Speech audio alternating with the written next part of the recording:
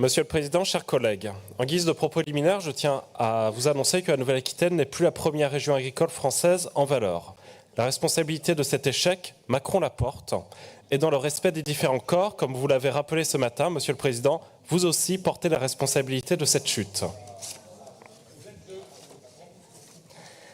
Pour revenir à la délibération, l'agriculture représente environ 9% des prélèvements d'eau et 48% de la consommation totale via l'irrigation notamment. Cette consommation est cependant relative si l'on considère qu'une partie de l'eau prélevée par les plantes est évapotranspirée. Elle est alors rejetée dans l'atmosphère où elle retombera ailleurs sous forme de pluie. De plus, l'eau contenue dans un fruit ou un légume est ensuite ingérée par le consommateur. Le stockage de l'eau pour l'agriculture est un sujet à enjeu et source de conflits violents. Je rappelle qu'en mars dernier, galvanisés par la présence illégale de nombreux élus de la NUPS, Antifa, Black Blocs et autres zadistes ont déferlé par milliers sur Sainte-Soline. Armés de battes de baseball, de haches, de cocktails Molotov, de mortiers et d'engins explosifs, ces écolo-terroristes ont alors incendié plusieurs véhicules de gendarmerie et blessé 47 gendarmes, dont un en état d'urgence absolue. Je me félicite que la région Nouvelle-Aquitaine se saisisse du sujet de l'hydraulique agricole. Votre règlement d'intervention complète des dispositifs existants et encourage de nouvelles pratiques liées à la réutilisation des eaux usées, la modernisation des infrastructures et le développement de nouveaux dispositifs de stockage. Par contre, le point noir de votre délibération concerne les conditions d'éligibilité des projets.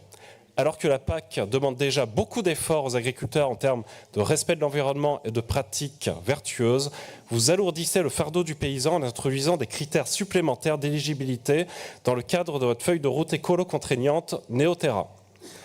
Or, nos agriculteurs français se plaignent depuis longtemps de subir une concurrence déloyale de la part des agriculteurs d'autres pays produisant avec des normes moins exigeantes que les nôtres. Ceci cause en partie leur perte et le recul de la position dominante de la France sur la production agricole mondiale. En ajoutant des normes régionales aux normes françaises et aux normes européennes, vous mettez nos agriculteurs de Nouvelle-Aquitaine dans un environnement de concurrence déloyale avec ceux des autres régions françaises. Vous souhaitez davantage de terres en jachère? Très bien. Au nom de la souveraineté alimentaire, des dérogations sont données depuis 2 ans pour leur remise en culture. Vous souhaitez la suppression des phytosanitaires CMR?